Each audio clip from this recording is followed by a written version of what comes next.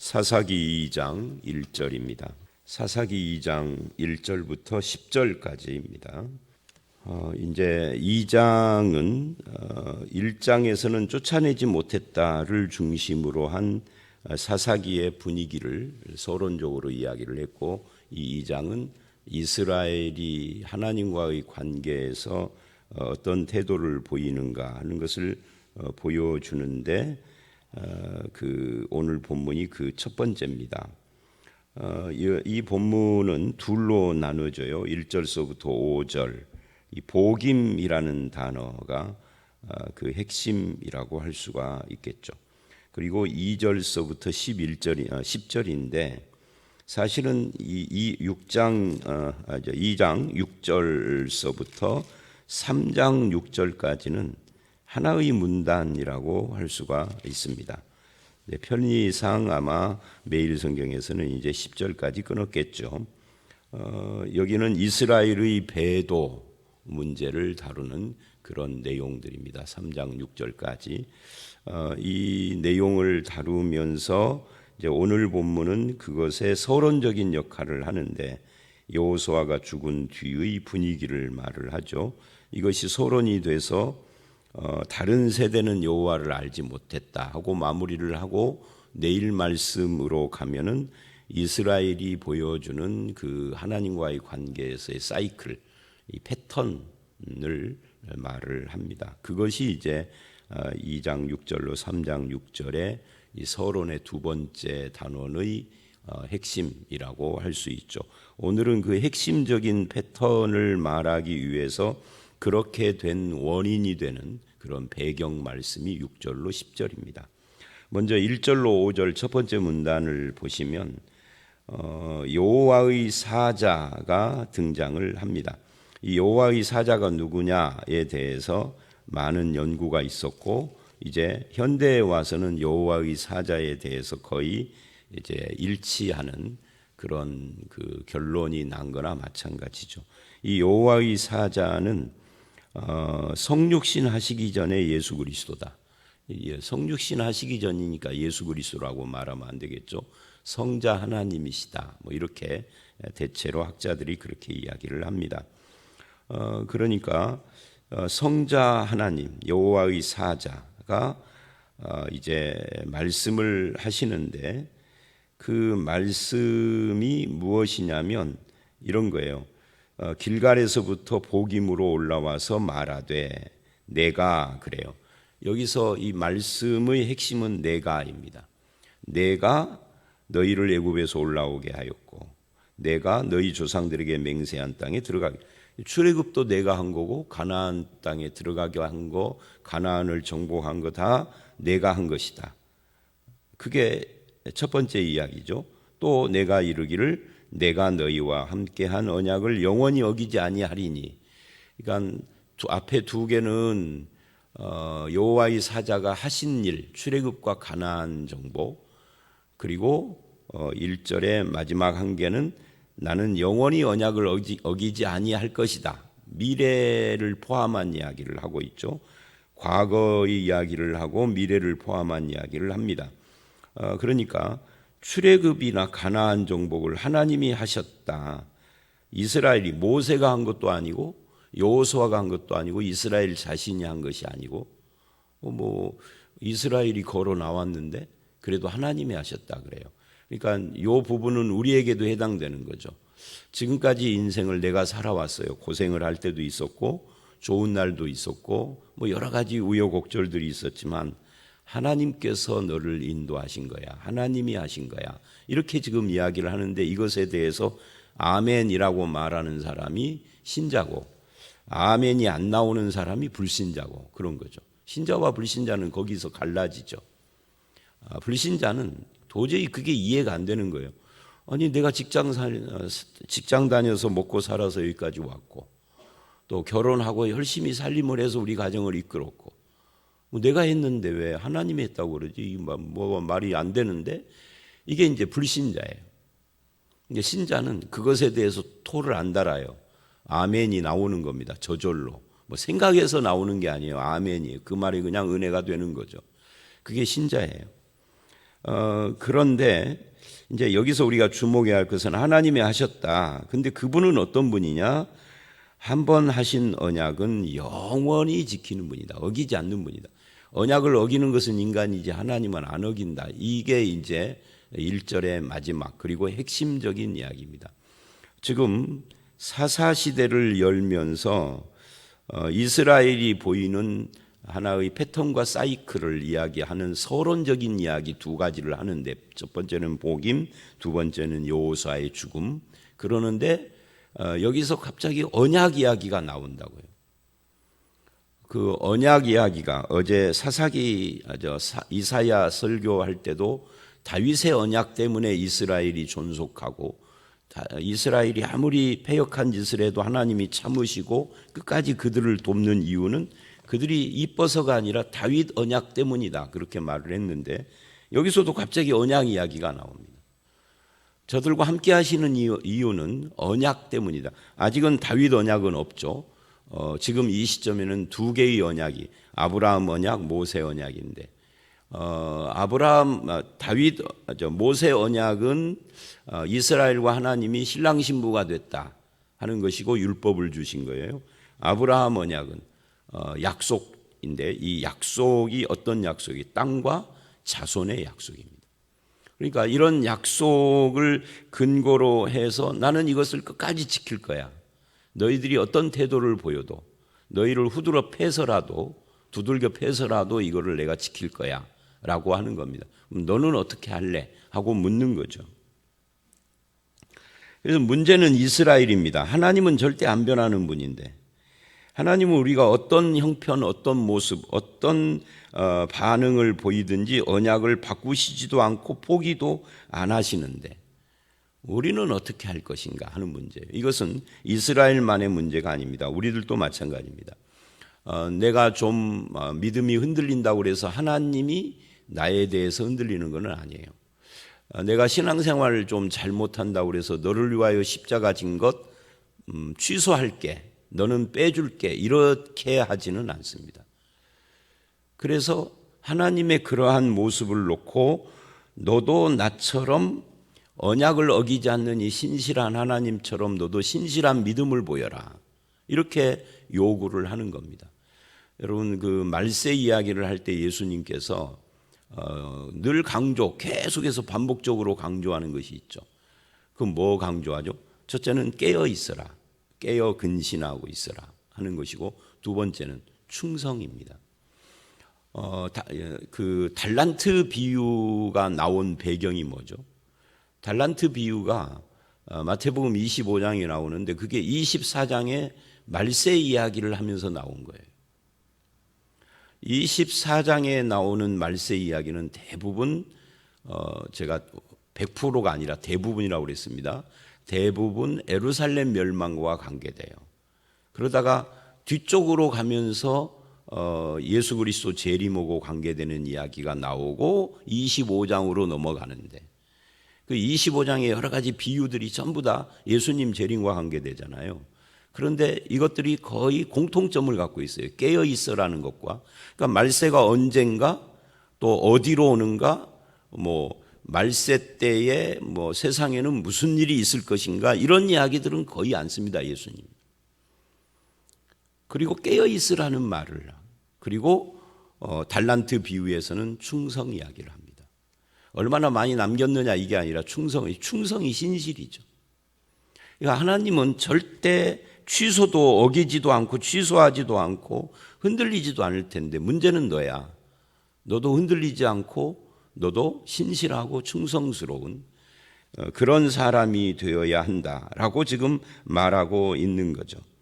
그래서 성도는 하나님을 닮아야 합니다. 언약에 신실하신 하나님, 나도 그분을 닮아서 신실한 하나님의 백성, 이게 성도가 지향하고 가야 할 방향인 거죠.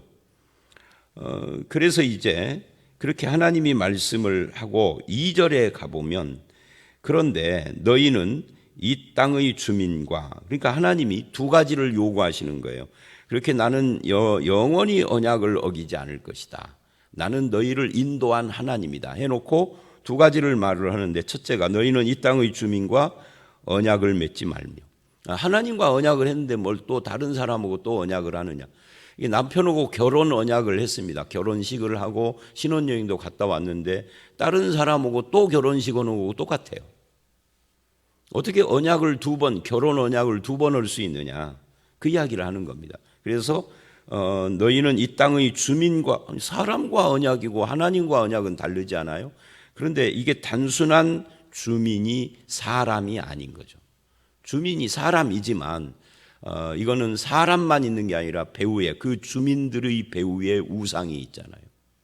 그래서 문제가 되는 거예요. 우상이 없이 사람이라고 하면은 사람과 약속하는 것이 하나님과 약속하고 아무 상관이 없는 것일 수 있는데 거기에 우상이 있으니까 그들의 제단을 헐라. 두 가지를 이야기를 했어요. 언약 맺지 말고 제단을 헐어라. 그랬거늘 너희가 내 목소리를 듣지 아니하였으니 어째서 그랬느냐 하는 거예요.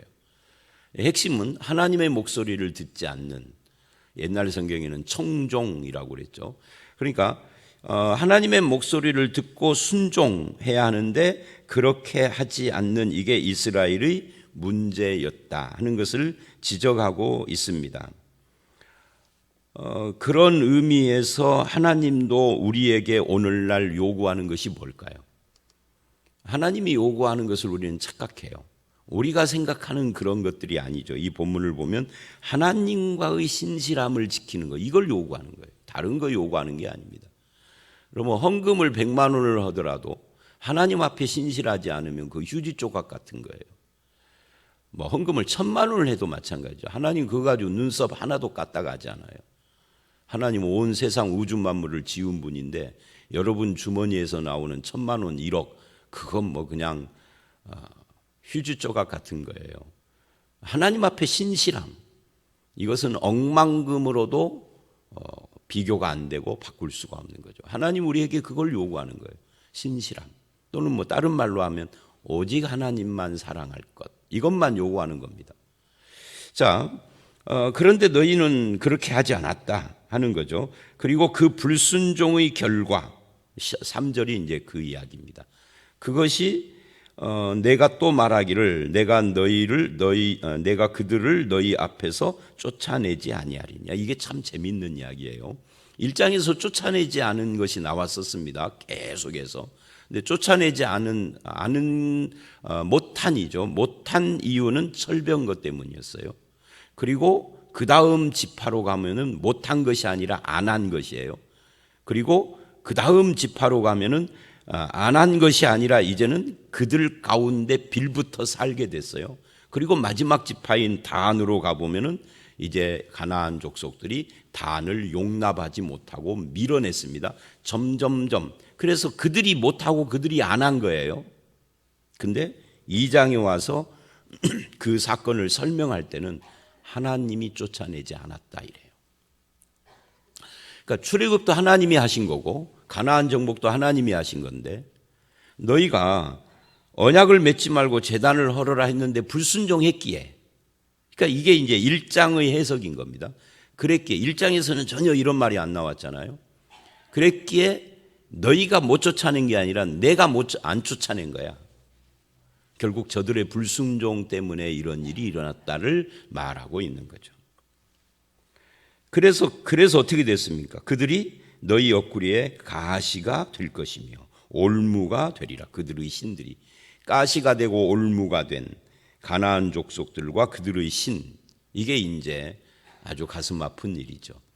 그래서 이 문제가 다윗 시대까지 가는 겁니다. 다윗 시대면 한참 뒤잖아요. 몇백 년 뒤잖아요. 그러니까 다윗 시대까지 이스라엘은 계속 이 가나안 족속이나 블레셋이나 이런 사람들의 어떤 가시, 올무 가운데서 헤매요. 그렇게 된 이유가 근본적으로 이들의 불순종에 있었다. 하나님 앞에 신실하지 않음에 있었다 하는 것을 보여주는 겁니다. 자, 그러면 이제 하나님께서 이렇게 문제를 지적했어요. 너희가 이렇게 불순종하고 신실하지 않고 그래서 가시와 올무가 생긴 거다. 그래서 정복 다 완수를 못한 거야. 그러면 여러분 같으면 어떻게 해야 할까요? 한번 생각을 해 보십시오. 어떻게 해야 할까? 그리고 속으로 대답을 해 보십시오. 근데 이들은 어떻게 했느냐면 울었어요. 그러면 또 질문을 해봅니다. 우는 것과 회개는 같은 건가요? 틀린 건가요? 그러니까 이런 거예요. 회개해야 할 자리에서 우는 걸로 퉁쳤어. 대치했어요. 회개해야 하는데 울고 끝났어. 예를 들면 아이가 잘못했어요. 그래서 부모가 야단쳤습니다. 아빠 또는 엄마 잘못했어요. 용서해 주세요. 이래야 하는데 막 울고 끝났어. 잘못했다는 말 한마디도 안 했어. 울었어요. 그냥. 그것도 그냥 한 시간을 울었어. 갓난 아이들 중에 그런 애들이 있잖아요. 절대 잘못했다는 말 않고 울기만 하는. 그래서 이게 뭐냐면 우는 걸로 부모를 이겨먹으려고 하는. 여러분 아이들 키우면서 그런 경험 안 해보셨나요? 뭐 애들도 애들 나름인데 보면은 그런 애들이 있어요. 길바닥에도 막 그냥 주저앉고 막 누워버리고. 그 마트에 갔더니 마트에서 부모하고 그렇게 싸우는 애가 있더라고요. 장난감 사달라고 했는 모양이죠. 부모는 안 된다고 그러고. 마트 바닥에 누워가지고 발을 쭉쭉 뻗고 막 우는데, 우는 것과 회개는 다른 거예요, 여러분. 우리도 마찬가지예요. 하나님 앞에서 운다고 해결되는 게 아닙니다. 울지 말고, 눈물 흘리지 말고 정신 똑바로 차리고 잘못했다고 해야 돼요. 회개해야 돼요. 뭐가 잘못했어? 하고 물으면 뭘 잘못했는지도 모르는 그런 거 말고, 우리가 언약하지 말라고 했는데 언약했고, 제단 헐으라고 그랬는데 제단을 못 헐어. 그래서 저들이 가시가 되고 올무가 된 이 부분 잘못했습니다. 앞으로 그렇게 않겠습니다. 정확하게 말을 해야 돼요. 울고 목이 쉬다 보면은 지가 뭐 잘못했는지도 모르고 그냥 울음으로 끝내려고 그러거든요. 그러면 안 돼. 근데 얘네들은 그렇게 했다는 거죠. 그래서 복임이라는 지명을 얻었습니다. 이 복임이라는 말은 어떤 것이냐면 이런 뜻이에요. 우는 놈들. 우는 놈들, 그게 복임의 뜻이에요. 이게 우리에게 큰 교훈입니다. 울지 말라 하는 뜻은 아닙니다.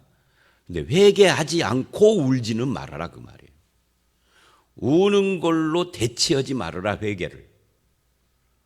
고백하고 자백하고 회개해야 하는데 울기만 하면 절대 안 된다. 울다 보면 뭘 잘못했는지도 몰라. 울어서 후련해 그냥. 신자들이 가끔 그런 사람들이 있어요. 부흥회 왜 가느냐, 기도원 왜 가느냐.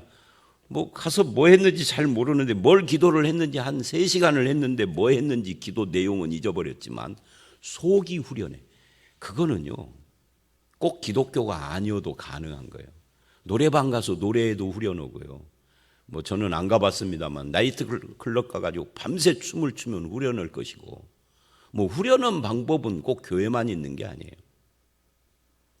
신앙은 자기 속 후련하려고, 속 시원하려고 하는 게 아닙니다.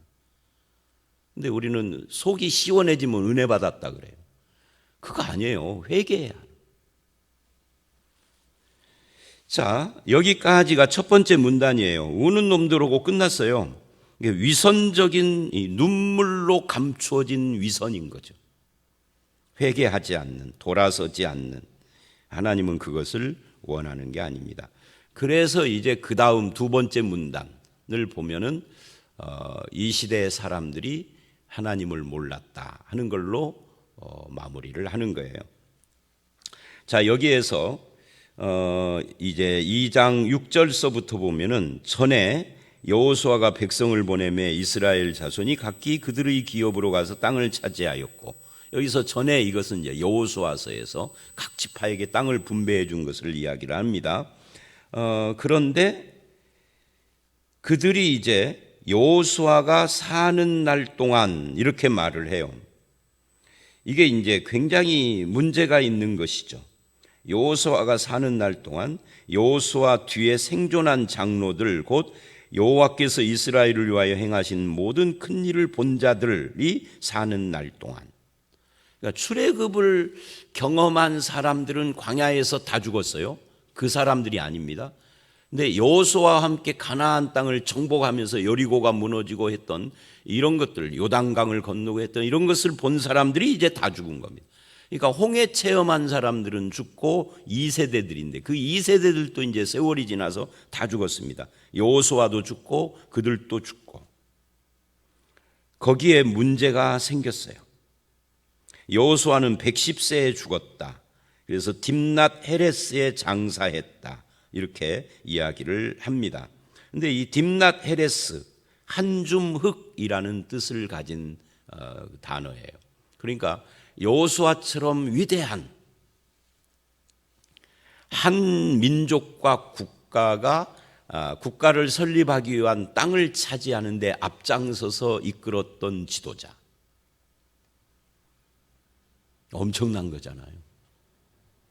이 지도자가 얼마나 위대하면은 그 자손들이 대대로 그 혜택을 보는 국가도 있잖아요.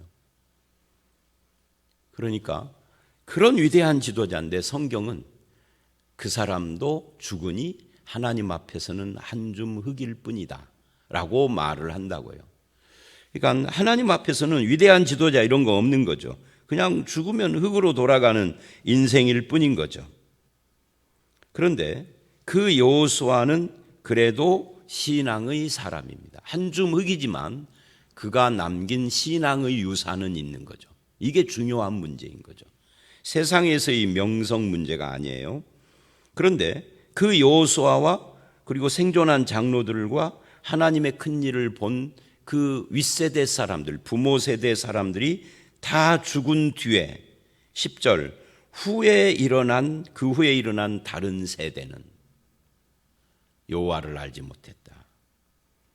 여호와를 알지 못했다를 두 번이나 말을 하죠. 이 말은 하나님에 대한 지식이 없었다는 이야기는 아닙니다. 지식이라는 것은 부모가 하는 말 들으면 생기는 것이고 앞 세대들이 자기들이 평범한 삶이 아니라 그 가나안을 정복하는 일을 했으니까 하나님에 대한 이야기를 왜 안 했겠어요? 그런데 그것이 지식으로는 저들이 알았는지 모르지만 이 알미라는 것이 성경에서는 하나님과의 관계를 이야기하는 단어입니다. 그러니까 하나님 앞에 믿음으로 어떤 관계를 맺고 살지 않은 것을 말하는 거예요. 더 쉽게 말하면 그 부모 세대의 신앙이 자녀 세대에게 전수가 안 된 거죠. 여호수아나 부모 세대들이 살았을 때는 그 부모 세대의 신앙으로 유지하고 주일이면 교회도 가고 했는데 부모가 죽으니까 점점 교회 출석이 드물어지더니 어느 날인가는 뚝 그쳐버려요. 교회에는 노인들만 남고. 이게 이제 우리 한국 교회도 그런 염려를 지금 하잖아요. 아직까지는 그래도 사람들이 있는데, 그죠? 그러니까 이게 언제 그런 것을 우리 교회도 느끼냐면 주일날 보면은 우리 교회는 젊은 사람들이 꽤 많아요. 근데 수요 예배 때나 특히 새벽 기도를 보면 이렇게 보면은 여기 있는 분들이 이제 못 나온 그런 시기가 되면 새벽 기도는 어떻게 해야 되지? 나는 이제 그때쯤 되면 은퇴하고 없겠지만 이거 걱정이 돼요. 새벽 기도 어쩌면 폐지할지도 모르겠는데. 그러면 노재성 목사 같은 스타일로 목회하지 말고 강요해야 하겠네. 새벽 기도를 막 강요하면 나오겠죠. 근데 그게 온전한 신앙이냐? 저는 그건 회의적입니다. 예를 들면 교육자들도 새벽 기도 가족 데리고 다 나와. 제가 서울에서 부목사 때 경험한 거예요. 내가 있던 교회가 아니라 우리 옆 교회가. 그렇게 하니까 전도사, 부목사 할 것 없이 깐난 애기까지 없고 새벽 4시가 좀 넘으면 막 뛰더라고요. 어디가 또 뭔 일이냐 그랬더니 새벽 기도 가는데 가족 중에 자녀들까지도 포함해서 한 명이라도 빠지면은 엄청난 징계를 받는 거예요.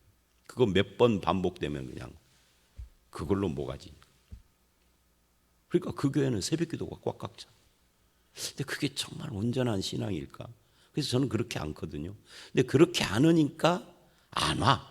이게 이제 인간이에요. 안 와도 다 기도는 하겠지만. 그래서 가끔 걱정을 해요. 그 새벽기도 갖고 대수냐 뭐 안 해도 미국 같은데 서양 기독교는 새벽기도 없다는데 새벽기도 없어서 신앙생활 할 수 있죠. 그런데 한국만 가지고 있는 이 새벽기도의 장점이 있잖아요. 굳이 성경적 근거 이런 거 사실은 성경적 근거는 없어요. 예수님이 새벽에 밤새워 기도한 뭐 그런 것이 있지만 그건 맨날 했다는 이야기는 아닙니다. 그때 했다는 거죠. 한두 번 하신 거지. 자, 다시 돌아와서 뭔 말을 하다가 새벽기도까지 갔느냐면 지금 새벽기도가 본질이 아닙니다.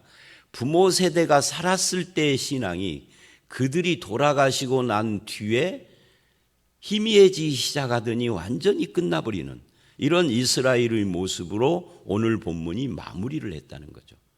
하나님에 대한 지식이 아니라 하나님과의 관계가 없는 이들. 그래서 이런 부분들. 근데 요즘 세대 아이들이 억지로 부모를 따라서 교회를 오기는 왔는데 이게 엄지족이야. 엄지족이 뭐죠? 고개 푹 숙이고 목사 쳐다보지도 않고 찬송 부르지도 않고 엄지 가지고 스마트폰 하고 있잖아요.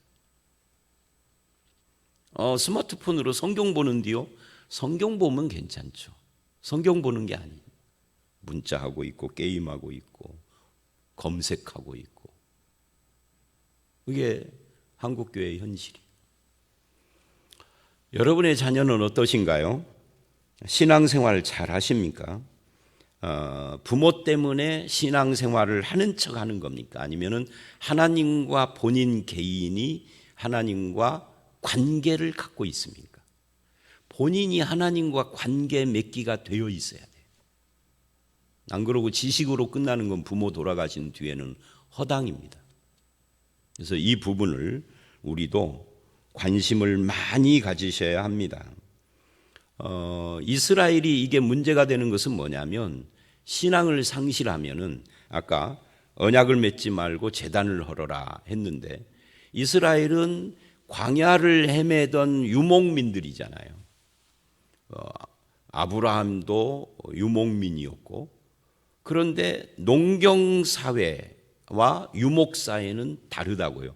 유목은 그냥 뭐 텐트 하나면 있는 것이에요. 그러니까 무슨 밤문화가 있는 것도 아니고 밤이 되면은 그저 하늘이나 쳐다보고 그리고 좀 늦으면 잠자는 것이죠. 근데 농경사회는 정착사회이기 때문에 밤문화도 화려하고 또 한 군데서 정착을 뭐 몇십 년, 몇백 년 하다 보니까 사회가 점점점 문화적으로 볼거리도 많아지고 놀거리도 많아지고 미혹받죠. 유혹받죠. 그러니까 신앙을 상실하면 가나안 땅에서 그들의 문화에 미혹받을 가능성이 100%랍니다.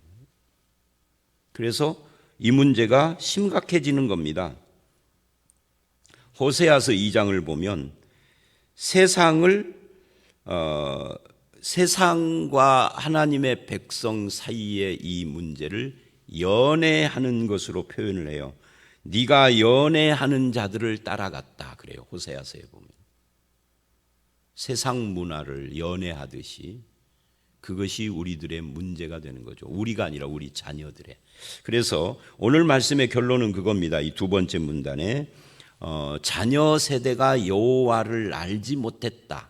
이게 이제 우리들에게 바뀌어서 우리 자녀 세대가 여호와를 아는 세대가 되어야 한다. 이렇게 결론을 내렸으면 좋겠습니다. 첫 번째 문단의 결론은 가시와 올무가 되어지는 그런 것들에 대한 이야기고 두 번째 문단은 우리 자녀 세대가 여호와를 아는 세대가 되기를 원합니다. 이렇게 마무리를 했습니다. 저와 여러분의 신앙과 우리 자녀들의 신앙을 점검하는 그런 시간이 되기를 바랍니다. 함께 기도합니다. 하나님께서 우리와 함께 하셔서 우리의 삶 속에서 역사하셨고 내가 하였다라고 말씀하셨는데 우리 자녀 세대에는 하나님이 자기 부모의 세대를 이끌어 주신 그 사실에 대해서 알지도 못하고 또한 본인이 경험도 못하고 하나님과의 관계 맺기도 안 되어 있는 형식적인 신앙인으로 남아 있을까? 이것이 우리들에게도 동일한 고민이 됩니다. 이스라엘에게 문제였던 이 사사시대의 어두움의 원인이 됐던 이 문제가 우리 가정, 우리 교회, 우리 사회에서 일어날까 하는 것이 우리들의 고민인데, 하나님 우리 자녀 세대의 마음과 삶을 주장해 주셔서 내가 아는 하나님 그들도 알게 하시고, 내가 경험한 하나님에 대한 신앙 저들도 경험이 있게 하시고, 내가 말씀에서 은혜 받는 것처럼 자녀들도 하나님의 말씀 앞에서 은혜 받는 그런 삶을 살아갈 수 있도록 인도하여 주시옵소서. 회개해야 할 것을 회개하지 않고 울기만 하는 복임 사람들처럼 되지 않게 하시고, 하나님 앞에서 우리의 마음을 열고 하나님의 뜻을 따라 살아가는 우리 모두로 세워주실 줄 믿사옵고 예수님 이름으로 기도드려 싸움나이다. 아멘.